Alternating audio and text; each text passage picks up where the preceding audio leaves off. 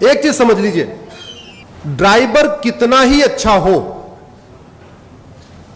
अगर गाड़ी घटिया है तो यात्रा सुरक्षित हो सकती है क्या? जोर से बोलिए जरा। ड्राइवर अच्छा हो लेकिन गाड़ी घटिया हो, यात्रा सुरक्षित हो सकती है? मिस्त्री अच्छा हो लेकिन बिल्डिंग मटेरियल खराब हो, घर सुरक्षित हो सकता है? डॉक्टर अच्छा हो लेकिन दवा घटिया हो, शरीर स्वस्थ हो सकता है क्या? ऐसे ही शासक कितना ही अच्छा हो, कितना ही मेहनती हो, कितना ही ईमानदार हो, कितना ही राष्ट्रभक्त हो, लेकिन अगर कानून घटिया है, न्यायिक व्यवस्था जो है कमजोर पड़ गई है, तो याद रखिए न माओवाद कम होगा, न नक्सलवाद कम होगा, न अलगाववाद कम होगा, न धर्मांतरण कम होगा, न जिहाद कम होगा, न मजहबी उन्माद कम होगा, न कट्टरवाद कम होगा, न घूसखोरी कम होगी, न जमाखोरी कम होगी, न मिलावटखोरी कम होगी, न कालाबाजारी कम होगी, न नशा तस्करी कम होगी, न मानव तस्करी कम होगी, कुछ भी कम नहीं होगा। जो समस्या भारत में है वो अगर अमेरिका में नहीं है, तो क्या अमेरिका के राष्ट्रपति हमारे प्रधानमंत्री से ज्यादा काबिल है, ज्यादा मेहनती है, ज्यादा ईमानदार है? नहीं। डिफरेंस क्या है दोनों देशों में? कानून। That's it. केवल और केवल, केवल और केवल। और याद रखिए, अगर आप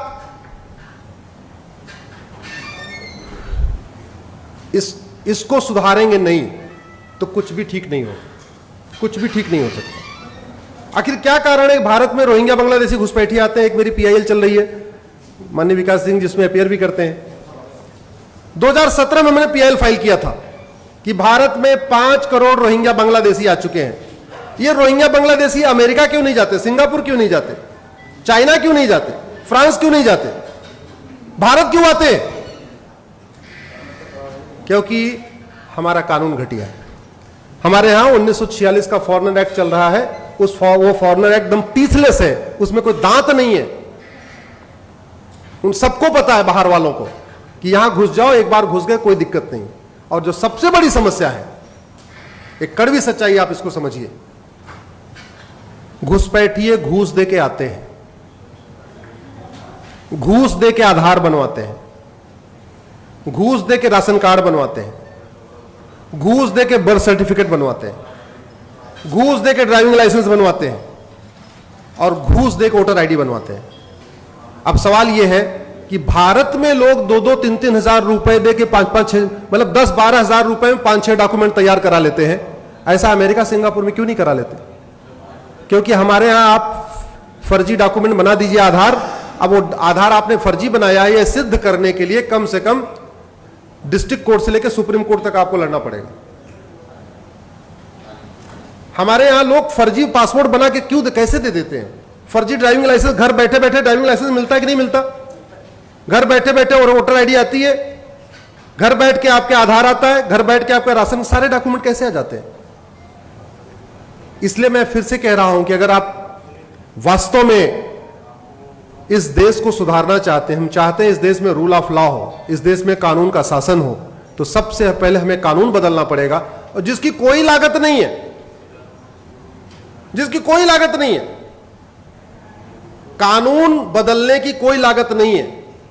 हम हजारों करोड़ रुपए खर्च करके हाईवे बना लेते हैं, हजारों करोड़ रुपए खर्च करके एयरपोर्ट बना लेते हैं, हजारों करोड़ खर्च करके हम रेलवे लाइन की बिछा लेते हैं, लेकिन हम कानून नहीं बनाते जो फ्री में बन सकता है।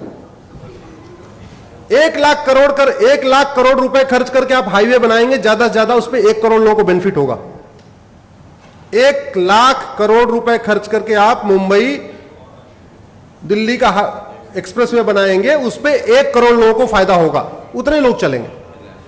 लेकिन आप फ्री में अच्छा कानून बना दीजिए, 140 करोड़ लोगों को फायदा होगा। भारत में जुडिशियल रिफॉर्म खर्च करने पे ज्यादा से ज्यादा 10,000 करोड़ का खर्चा आएगा, मैक्सिमम 10,000 करोड़।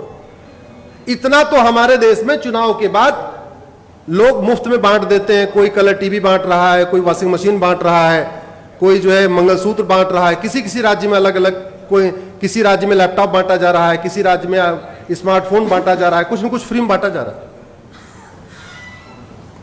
ये कितने दुख की बात है। हम आजादी की 75वीं वर्षगांठ मना रहे हैं। हमारा थाना आज भी अंग्रेजी कानूनों से चलता है, हमारी तहसील आज भी अंग्रेजी कानूनों से चल रहा है, हमारा जिला आज भी अंग्रेजी कानूनों से चल रहा है, हमारा हाई कोर्ट आज भी अंग्रेजी कानूनों से चल रहा है, हमारा सुप्रीम कोर्ट आज भी अंग्रेजी कानूनों से चल रहा है।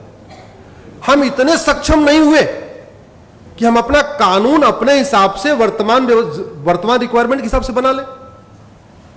मंगल पे जाने की तैयारी, चंद्रमा पे पहुंच गए, मंगल पे तैयारी चल रही है, बड़े बड़े रॉकेट लॉन्च कर दिए, लेकिन मैकाले का बनाया हुआ 1860 का इंडियन पिनल कोड हम नहीं बदल पाए।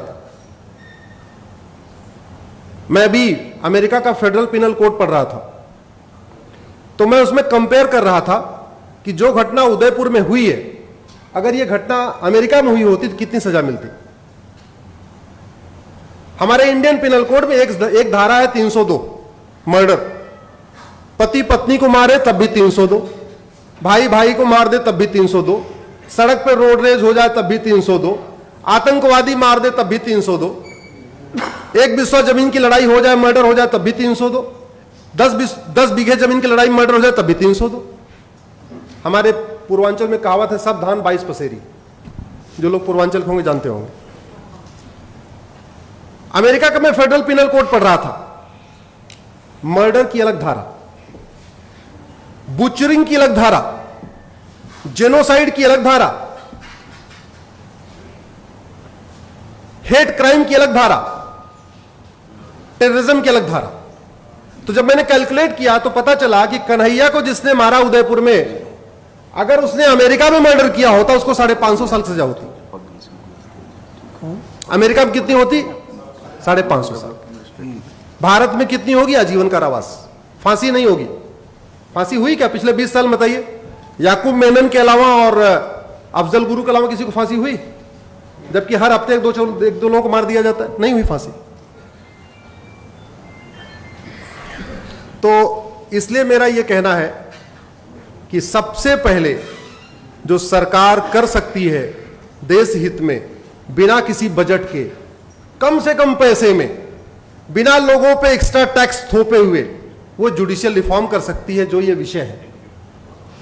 और जहां तक बात करप्शन की है, केंद्र और राज्य का टोटल बजट 70 लाख करोड़ रुपए है। कितना है भैया?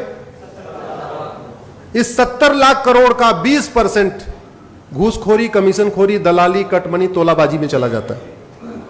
70 लाख करोड़ का बजट का 20% का मतलब हुआ 14 लाख करोड़। यह 14 लाख करोड़ बचाया जा सकता है। यह 14 लाख करोड़ बचाया जा सकता है अगर उस पर गंभीरता के साथ चर्चा हो। कैसे बच सकता है? सरकार 80 करोड़ लोगों को मुफ्त में राशन दे रही है। इसका मतलब 80 करोड़ लोग पर डे 150 रुपए से कम खर्च करते हैं। सरकारी आंकड़े बताते हैं कि 110 करोड़ लोग पर डे 100 रुपए से कम खर्च करते हैं।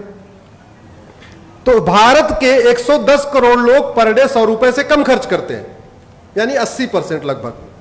जो 20% लोग 100 रुपए से ज्यादा खर्च करते हैं, उनके पास एटीएम है, पेटीएम है, भीम है, यूपीआई है, डेबिट कार्ड है, क्रेडिट कार्ड है। तो फिर ये 500 और 2000 की नोट किस लिए? जो 20% लोग 100 रुपए ज्यादा खर्च करते हैं, उनके पास सब है। जो खर्च नहीं करते, उनको 2000 नोट की जरूरत नहीं है। अगर हम 100 रुपए से बड़ी नोट बंद कर दें तो 25% भ्रष्टाचार तुरंत खत्म हो जाएगा। तुरंत खत्म हो जाएगा। और भ्रष्टाचार खत्म होने का मतलब 25% भ्रष्टाचार खत्म होने का मतलब 25% घुसपैठ खत्म हो जाएगी, 25% धर्मांतरण खत्म हो जाएगा, 25% अलगाववाद खत्म हो जाएगा, 25% आपका खालिस्तानी अलगाववाद खत्म हो जाएगा। सभी